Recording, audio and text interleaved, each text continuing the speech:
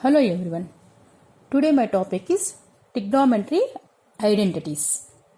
So identities ఎలా వచ్చినాయని ఒకసారి మనం ఎక్స్ప్లెయిన్ చేద్దాము. మెయిన్ మనకి 3 ఐడెంటిటీస్ ఉన్నాయి. అవేంటో ఫస్ట్ నోట్ చేస్తాను. ఆ తర్వాత ఎలా ప్రూవ్ అయినవి అనేది మీకు ఎక్స్ప్లెయిన్ చేసుకుంటూ నేను వస్తానమ్మా. The first identity sign square theta plus cos square theta equal to 1. ఇది ఎలా వచ్చిందో చెప్తాను. ఫస్ట్ సెకండ్ది వచ్చేసరికి 1 plus tan square theta equal to secant square theta. Third identity 1 plus cot square theta equal to cosec square theta. cosec square theta. So first identity నేను prove చేస్తాను ఎలా వచ్చిందో, దాన్ని బట్టి రిమైనింగ్ ప్రూవ్ చేసుకుంటూ వెళ్దాం. Again I'm drawing one right angle triangle. I'm giving the name PQR. Here 90 degrees. 90 degrees opposite side is hypotenuse. Okay, now I am writing theta here. So తీటాకి attach అయిన side adjacent side, దానికి ఆపోజిట్లోని opposite side ఇది. Okay, ఇప్పుడు నేను దాని ప్రకారం రాసుకుంటూ వెళ్తానమ్మా. జాగ్రత్త చూడండి.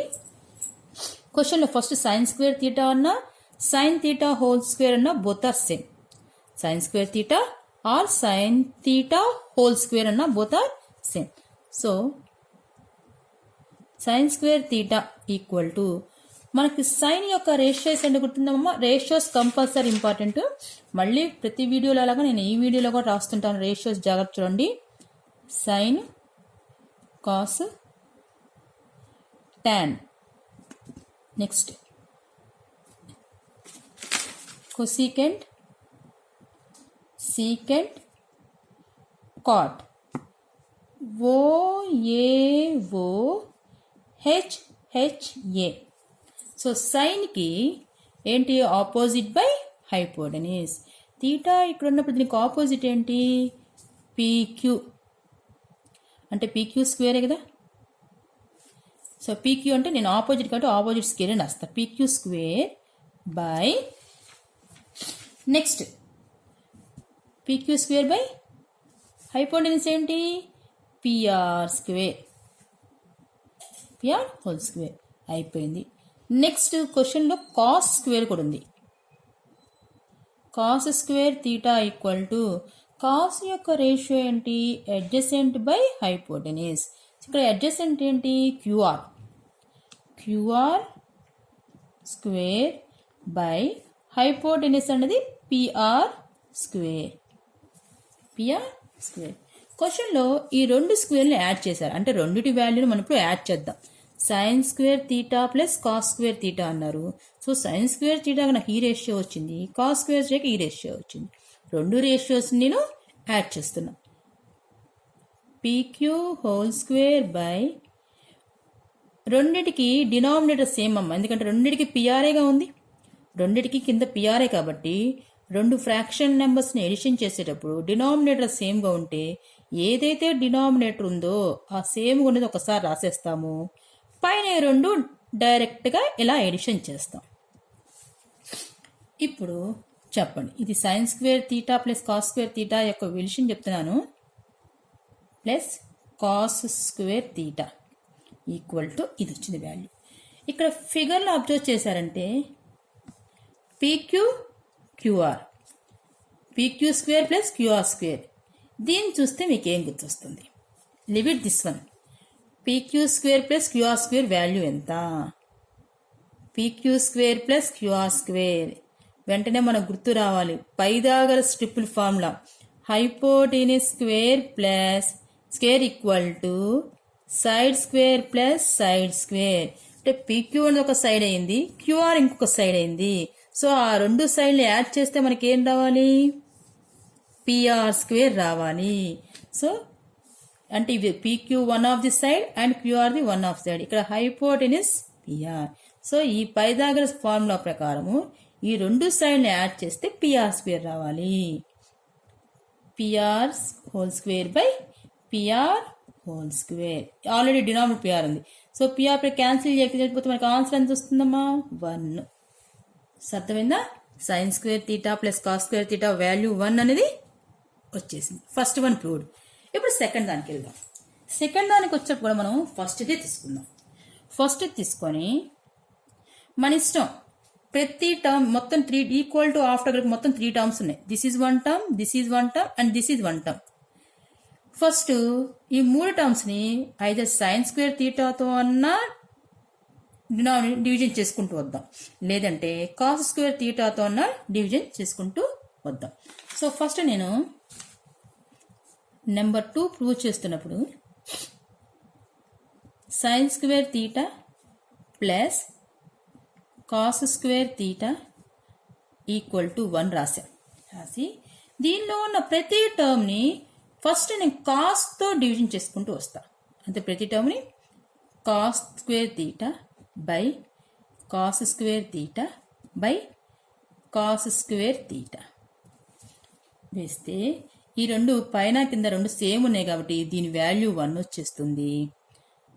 మనకి రెసిప్రోకల్స్ గుర్తున్నా 1 బై కాస్ స్క్వేర్ తీటా అంటే ఏం చెప్పాను మీకు? 1 బై కాస్ స్క్వేర్ తీటా రెసిప్రోకల్స్లో ప్రీవియస్ వీడియో చూస్తే అది ఉంది. Cos theta equal to 1 by secant theta గుర్తుందా? సో ఇది సీకెంట్ తీటా అవ్వాలి, కానీ ఇక్కడ స్క్వేర్ ఉంది కాబట్టి స్క్వేర్ పెట్టా. అప్పుడే ఇంకొకటి చెప్పాను, సైన్ బై కాస్ అంటే సైన్ బై కాస్ అంటే ప్రీవియస్ వీడియో ఒకసారి అబ్జర్వ్ చేసుకుంటే రెసిప్రోకల్స్ చెప్పిన వీడియోలోనే చెప్పాను. టాన్ తీటా రాయాలంటే సైన్ బై కాస్ ఎలా వచ్చిందో కూడా మీకు చూపించాను. సైన్ బై కాస్ అంటే టాన్ తీటా. ఇక్కడ రెండింటికి స్క్వేర్ ఉంది కాబట్టి టాన్ స్క్వేర్ తీటా. ప్రూవ్ అయిపోయింది కదమ్మా.